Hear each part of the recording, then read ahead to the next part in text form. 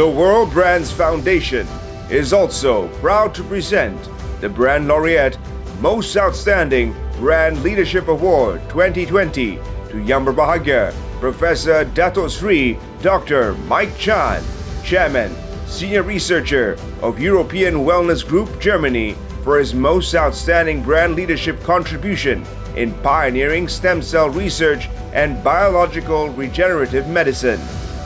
YBhg Professor Dato Sri Dr. Mike Chan, as the Chairman, Senior Researcher of European Wellness, as well as the leading expert and scientist of Swiss cellular therapy products in the field of anti-aging, regenerative, nutritional, and biological medicine, you have been pivotal in steering and introducing the brand to become the first ever cellular therapy biomolecular medicine in the 1980s and stem cell research to Asia in the early 90s. You have steered a vast network of physicians across the Asia-Pacific region, leading a team of anti-aging doctors and professors to provide technical training programs in the field of precursor stem cell therapies and implantation methods.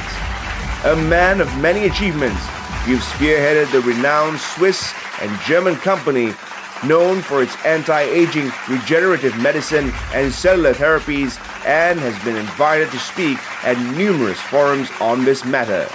Congratulations, YBhg Professor Dato Sri Dr. Mike Chan. And the BrandLaureate Best Brands e-Branding Awards 2020. In the category of Wellness, Innovative Premium Therapeutic Solutions, we congratulate European Wellness Group Germany. We'd like to invite YBhg Dato Sri Dr. Mike Chan, Chairman, Senior Researcher, to receive the award. Congratulations. I feel great. It's worth all the while here. And I sincerely think this is a meeting of all the top brains, a meeting of records, and branding is really reigning too. More brains is better than one brain. Hi, Dato Sri Mike Chan. Can you share with us a bit about your passion in studying stem cell research, and what's the promise for the future? All right, now in the 80s, when you talk about stem cells, no one even understands what is stem cells, because in Malaysia, stem cells officially were brought by us in 2002. Okay, and then we went on to go to other parts of the world in Asia. We are probably the first people who brought stem cell technology to Asia. But we started everything in the mid-80s in Germany and Switzerland. And when we came back in the early days, we found out that there are certain treatments where conventional medicine has no solution. There's a lot of neurodegenerative diseases, example Parkinson or Alzheimer's disease, and we also found in Malaysia there's a lot of autistic children, Down syndrome children, or even cerebral palsy children. There are no solution. Again, what about end-stage kidney failure? And there's so many other treatments, where there is no cure. Now we have to understand, again, in stem cell research, is a magical buzzword, and everyone would think that, stem cell is a magic bullet. Even stem cells, there are limitations. There's no magic bullet in the world. There's no one cure for all. Please understand, in the human body, you have 37.4 trillions of live cells. Okay, and out of these live cells, you have some super cells. It's like the bees and the queen bees. The queen bees will be the super cells. We call them the parent cells, or the mother cells, or the parent cells, or the father cells. These are the stem cells. When you're born, you have one stem cell of 10,000 live cells in the body. But by the age of 18, you only have 30% left. And by the age of 30, you only have 25% left. By the age of 60, you only have less than 5% left. So that's why mortality and quality of life comes in. Again, you have to understand, in the body have 220 organs and tissues. Every organs and tissues have a number of cells. The brain, for example, has 67 different types of brain cells across 52 lobes. So you want to treat a brain disorder, you also have to understand which part of the brain there is a damage. And you have to give that particular cells. That means you cannot just give any cells a stem cell and then treat the brain. It must be an A for A, a B for B, a C for C. So in the case of Parkinson patients, we probably need substantial nigra. You must give the substantial nigra. And if you are giving another types of cells, you probably do the stimulation, but you never do the homing and the repair. So the same things go for in the case of diabetic patients. In the case of diabetic patient, there was a problem with the pancreas. So you need the islets of the pancreas. That means the islets of the Langerhans. And in the pancreas, you have around 13 to 14 different types of cells again. So you have to isolate the right cells to give it to diabetic patients. Now, when you talk about the cure, I will not say everything there's a cure. But there's always a way to reverse aging to a certain extent by 8 to 10 years. You can become much younger biologically. Biologically is more important than chronologically. Okay? It's like me, I'm approaching 60. But my biological age is 45. That means a lot of my organs are still good. Because every part of our organ is aging. For example, your brain is starting to age at 20. But one part of your brain, the frontal lobe, is starting to only fully develop by the age of 26. Your muscles start to lose at 30. The gut of you start to misfunction by 55. Okay? And even your eye is deteriorating by the age of 40. Your hair starts to deteriorate by the age of 30.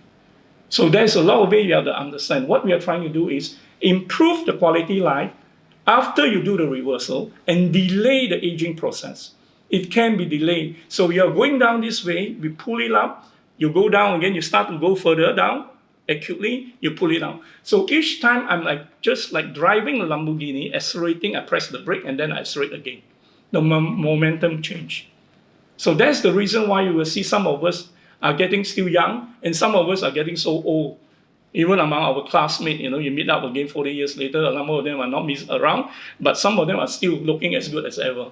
So that is the way to keep yourself very young. And that is our expertise of doing with the stem cells. But again, stem cells is not just improving on the quality life or extending life. What we want is extending the quality of life. Put quality years into our years, not just our life, and not just life to our years. So that is the message across. Okay, so again, with technology, stem cells is not the future to me. Stem cell is the present. There's a lot of things we can do, but it must be with the right types of stem cells because there are many types of stem cells in the world. So recently, our colleague, one of our medical director of the Malaysian branch, Dr. Rain Lau, she has been having some experience during the MCO, and for the last 3 to 4 months, Rain, you can tell your experience that using stem cell technology, we managed to grow so many hairs of so many people without hair. Rain, please. Yes, thank you, Prof. Thank you. Yeah, as what Prof mentioned earlier, I do see, as a physician, I do see very good results by injecting precursor stem cell on the hair follicles to regenerate more hair. So these few months, I've really been seeing results, not only baby hair, but problems like scalp sensitivity, dryness, even dandruff are much reduced in my cases. So I do believe in precursor stem cell. Now, my experience of hair is already telling you. I'm 59 years old, moving to 60. My hair are all real hair. I have never done any coloring. I don't see a lot of gray hair on my side. And I can grow also the eyebrow and the eyelash of the lady. So you don't need to do any hair transplant, painful like hell. And it is so easy, you can even do it at home yourself. Yes. It depends on the technology you're using here. So we have wonderful technology here, and it seems like the last 3 months, the hair business is going so great in China for us because everyone is coming to us to produce something for their hair using our special stem cell technology. I feel proud to be in this field is because it's not just a matter of making money. Okay, you can make money everywhere, but the matter of making money and bringing the happiness to others. In our business profiling, we always make sure a point that you must bring happiness and result to the patient. If there's no result coming up from the patient, we rather not treat the patient at all. Okay. And next, every children we treat, they pay the half price of the adult because we will not want to make any money from children. Next, our every 10 children, the poor children, we actually give 1 children away free of charge. That includes the travel bill and the expenses along with the cells. Everything goes free. That is our way of keeping back to our responsibility as CSR. Yeah. I think one curious question I want to ask is, because you have been in this field since like the 80s and now it's 2020, right? So many decades has passed since then, and in the infancy stage in stem cell research compared to the latest cutting edge technology, what is the breakthrough for stem cell research? Now, as a child with very humble, poor beginnings, I was so poor that I only managed to see a movie of Bruce Lee when I was around 13 years old. Okay, so I was looking at Bruce Lee, how he managed to be such a great martial artist. he actually emulate a lot from others. He learned a lot from others. He looked at Muhammad Ali, how they dance around, and then he has his dancing steps. So I told myself, the only way to come out in this world is you must be something unique. You must have something more than what others is having. And I always tell myself, I will always be in a blue and green ocean. I will never be in a red ocean. So that means to say whatever is in the market, we must be able to perform better. But we must have something extra where no one reached that level yet. So in our philosophy is we always lead, others follow. That is what we have been doing. So we've been creating a lot of firsts in this industry in the field of regenerative medicine. Even the word biomolecular medicine in Malaysia, it actually comes from our side to introduce the word, So there's a lot of things. In the old days, you don't mention about anti-aging. The word anti-aging only comes in the 90s. So there's a lot of terminology where you have to come up with. In another way, you're doing a branding too. So I sincerely think that there's a lot we can do here. The future is the present now. With good technology, good researcher, good scientists, and good clinicians. Not just doctors, good clinicians, doctors who are very experienced doctors with all the experience, with a proper diagnosis, they can treat better. The important thing is the diagnosis. After the diagnosis, you do some detoxifications, you do the repair, then you treat the patient, you rejuvenate and regenerate from there. So that's how we do it, There's no shortcut of just, you have a diabetic patient, we bring down your sugar level by just giving you one injection or one pills. It don't work this way because the whole disease of a patient, we have to understand the whole anatomy and all the parts and bodies of the patient. So that is how we should be treating. So I always say all our doctors must treat with the heart. Treat the patient and see if he's your parents. How do you do for your parents? How do you do for your children? These are also the children of the patient and the parents of other patients. They're just like you because every one of us will have a date with the hospital one day.